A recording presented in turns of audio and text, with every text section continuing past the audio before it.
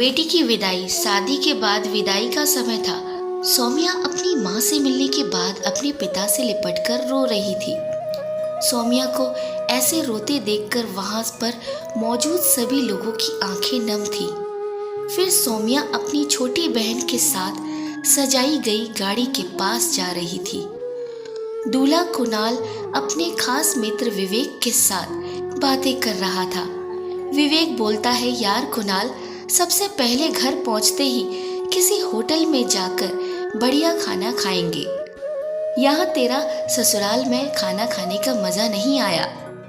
तभी पास में खड़ा कुणाल का छोटा भाई आकाश बोला, हाँ यार, पनीर कुछ ठीक नहीं लगा और रस मलाई में रस ही नहीं था। ऐसे बोलते हुए वह ही करके जोर जोर से हंसने लगा। कुणाल भी बोलने में पीछे नहीं रहा। वह बोला, अरे घर पहुंचने के बाद ही हम लोग होटल चलेंगे। जो खाना खा लेने, मुझे भी यहाँ खाने में मज़ा नहीं आया। रोटियां भी गर्म नहीं थी। अपने पति के मुंह से यह शब्द सुनते ही सौम्या, जो गाड़ी में बैठने जा रही थी, वापस मुड़ी और भागकर अपने पिताजी के पास गई। फिर जाकर सौम्या अपने पिताजी से बोली, मैं ससुराल नहीं जाऊंगी पिताजी, मुझे यह शादी मंजूर नहीं है। यह शब्द उसने इतनी जोर से बोली कि सब लोग हक्के बक्के रह गए। सब कोई नजदीक आ गए। सौम्या के ससुराल वालों पर जो जैसे पहाड़ सा टूट गया। मामला क्या था यह किसी की समझ में नहीं आ रहा था। तभी सौम्या के ससुर श्यामला के आगे बढ़कर सोमलासी से पूछा, लेकिन बात क्या है बहू, शादी हो गई है, विदाई का समय है, अचानक क्या हुआ? तुम शादी को नामंजूर कर रही हो। कुणाल का तो मानो दुनिया ही लौटा जा रहा था। वह भी सौम्या के पास आ गया था और उसके दोस्त भी। सब लोग जानना चाहते थे कि आखिर ऐन वक्त पर ऐसा क्या हुआ कि कुणाल ससुराल से मना कर रही है।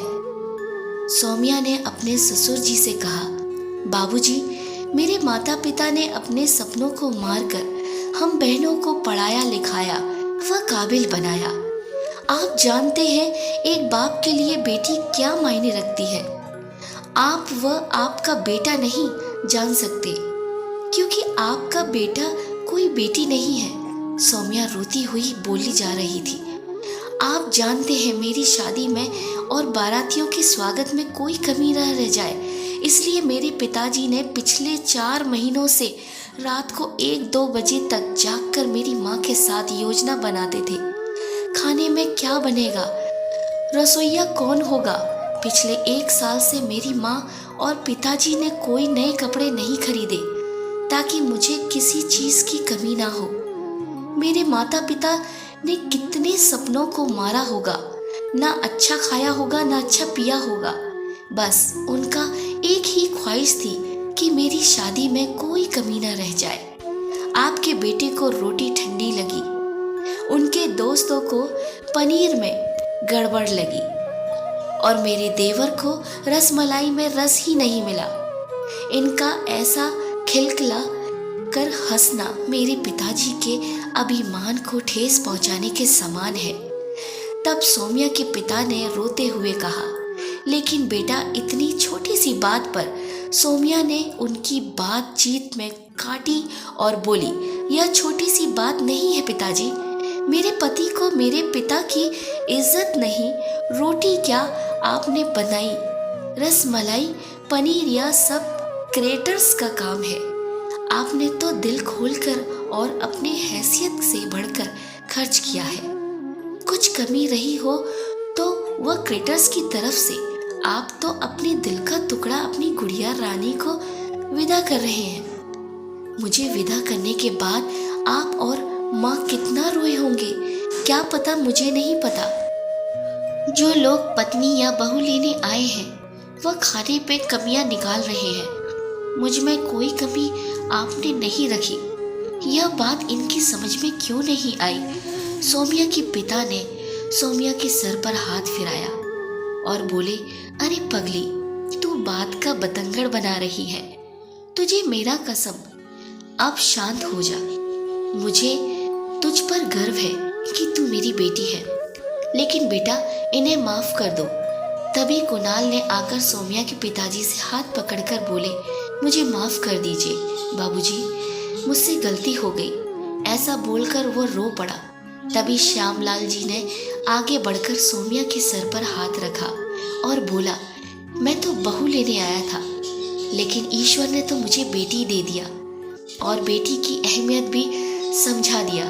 मुझे ईश्वर ने बेटी नहीं दिया, शायद इसलिए क्योंकि तुम्हारे जैसी बेटी मेरा नसीब में था। बेटा अब इन नालायकों को माफ कर दे, मैं तेरे सामने हाथ जोड़ता हूँ। ऐसा बोलकर श्यामलाल जी ने सचमुच हाथ जोड़ दिए और सौम्या के सामने अपना सर को झुका दिया। सौम्या ने अपने ससुर जी के हाथ पकड़कर बोली, बाबूजी। तब श्यामलाल जी ने कहा, बाबूजी नहीं पिताजी। तब सौम्या ने भावुक होकर अपने ससुर जी से लिपट गई। यह सब देखकर सौम्या जी की माँ और पिताजी बहुत खुश हुए। सौम्या अपनी राजी खुशी अपने ससुराल चली गई। पीछे छोड़ गई थी आंसुओं से भीगी अपनी माँ और पिताजी की आंखें, अपने पिता का वह आंगन जिस पर कल तक वह चहकती थी। दोस्तों, कभी भी किसी शादी में जाएं तो खाना चाहे कैसे भी क्यों ना बना हो, लेकिन उसमें कुछ कमियां मत निकालिए, क्योंकि उस खाने में एक पिता के कितने मेहनत और अरमान छुपे होते हैं। तो दोस्तों, आपको कैसी लगी ये कहानी? अगर आपको भी ये कहानी पसंद आई है तो इसे लाइक शेयर ज़रूर करें, साथ में सब्सक्राइब करना बिल्कुल भी ना भूलें।